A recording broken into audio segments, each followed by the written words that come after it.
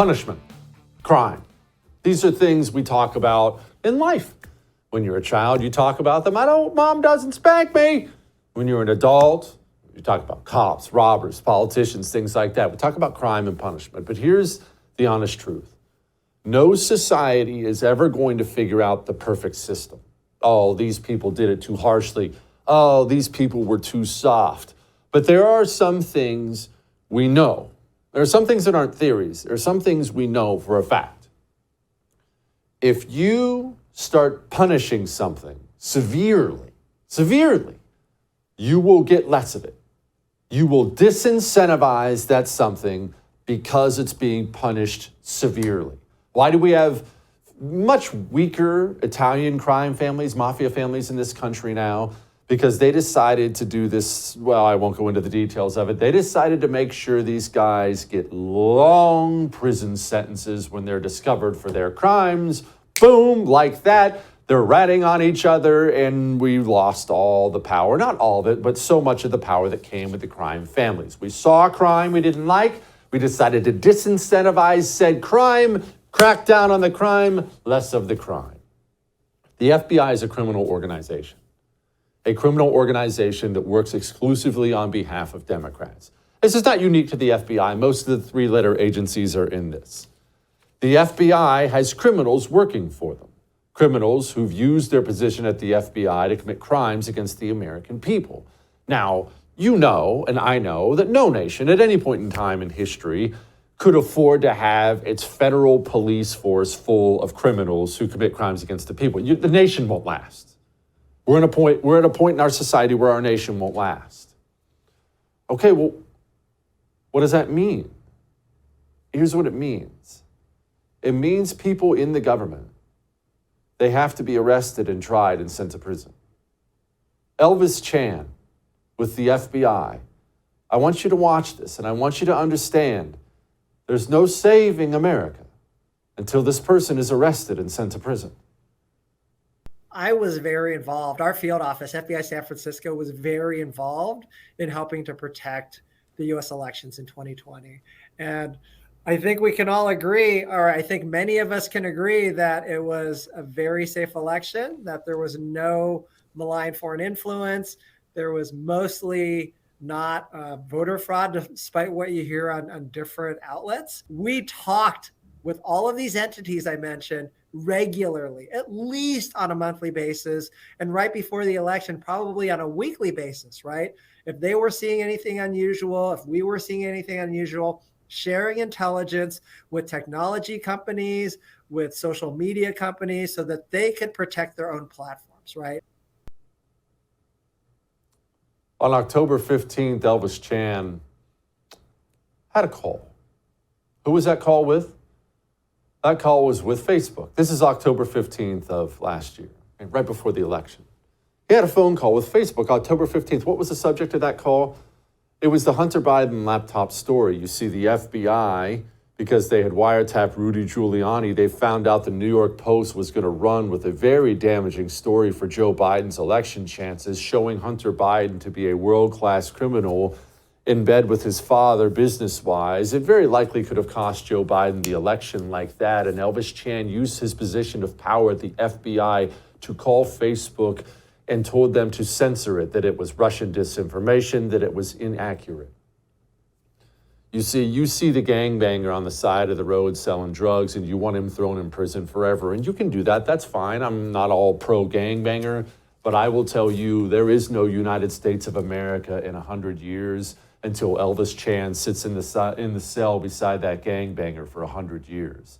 Until these people start going to prison, nothing changes. Nothing can be saved. Remember what I said a month ago? I believe everything that comes out of the DOJ, FBI, everywhere, I believe all of it is a lie.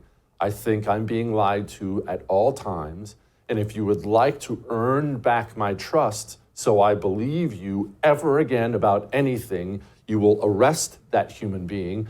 You will put him through a public trial for for violating the civil rights of Americans, for abusing his post at the Federal Bureau of Investigation. And as soon as the cell door closes on Elvis Chan, as he begins his 30-year prison sentence in Fort Leavenworth, then you will start to earn back a little bit of my trust.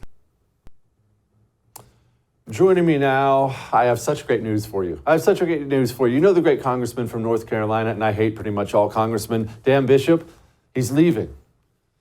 Hopefully, he's going to be the Attorney General of North Carolina, and red state attorney generals with a pair are the only chance we have to save this country, and that's freaking great news. Okay, Congressman, 1, congrats. I hope you win AG. 2, I'm not trying to be over the top for TV. Government people have to go to prison or we can't put Humpty Dumpty back together again. They do. A hearing, a resignation so you can go work at Stanford for $250,000 a year. It's not going to restore public trust, and without that trust, the country's gone. So I agree with you, Jesse. And the problem is Congress doesn't put anybody in jail. You got to get the White House in order to have the DOJ. And then, they've always thought the DOJ has to be independent, which you do want to have independent judgment exercised, but ultimately it's under the responsibility of the President of the United States.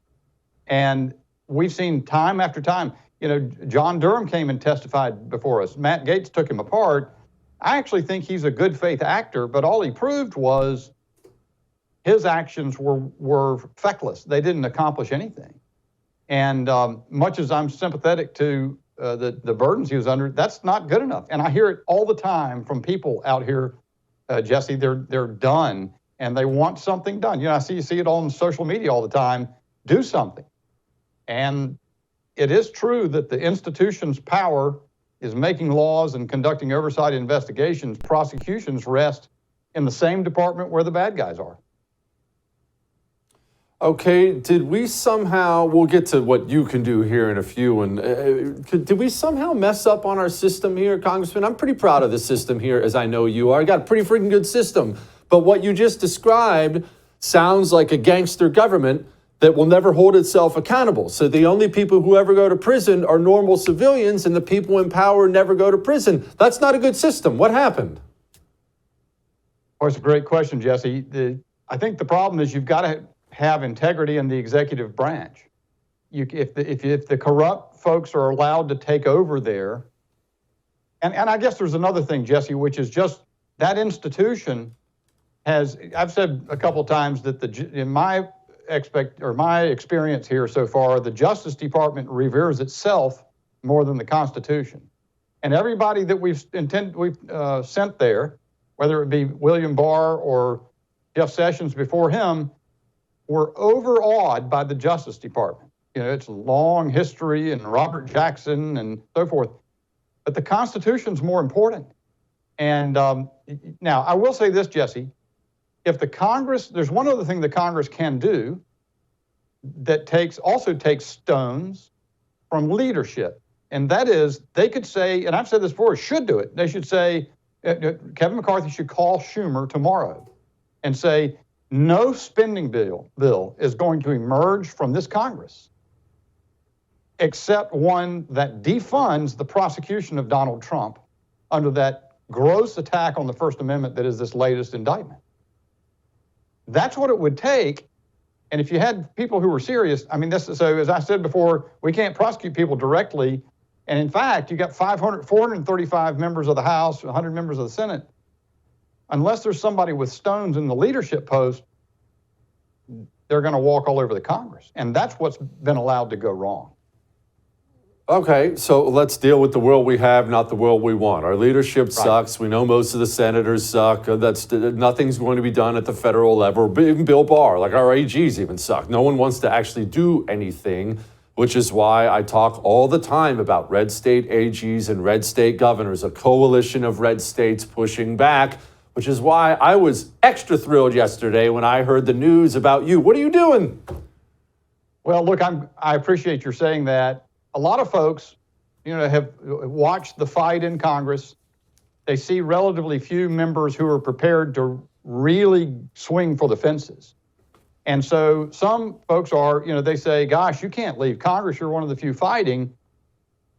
And I do think there's going to be another day in time, Jesse, when Congress reasserts its proper authority, when we have the right kind of people there who are prepared to make change instead of being locked in the status quo. But for now, you're absolutely right. That's the conclusion that I've reached as well. There's far more potential in the office of a red state AG, in the not only ability to set the tone in North Carolina, but preeminent is the opportunity to continue the litigation that state AGs have been responsible for in so many instances. Just recently, the cancellation or the rejection of Biden's cancellation of $500 billion of student debt. That was state AG litigation.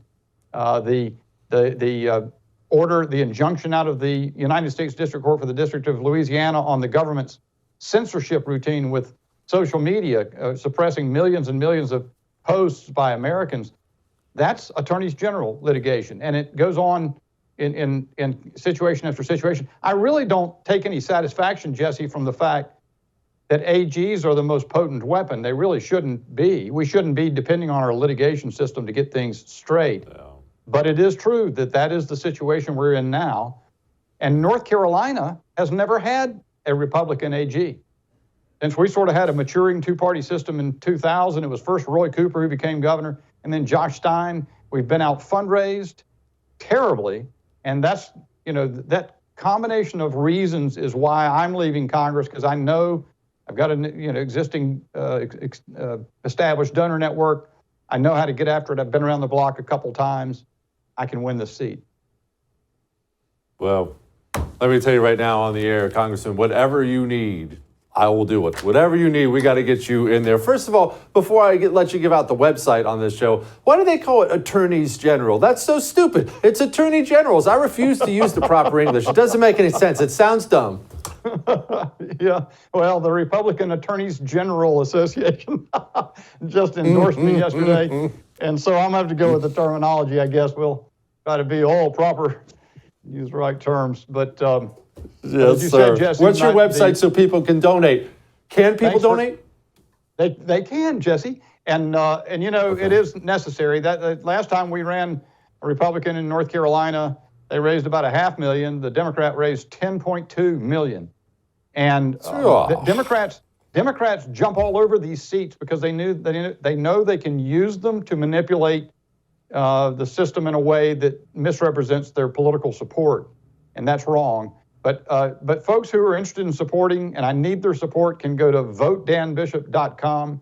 You're showing the website on the screen, and they can donate there. They can be in touch with us about anything they're interested in connection with the campaign. So thank you, Jesse, for letting me say that to your viewers. No, I appreciate you, Congressman, very much. I don't, everybody, when's the last time I told you to donate to a politician? I never freaking do that. VoteDanBishop.com. Help the man. Thank you, Congressman. I appreciate you. Good man, Jesse. Thanks. I have great news. If you enjoyed that, I have a YouTube channel you can subscribe to. Whatever I do, it'll be right there on YouTube. So go subscribe today.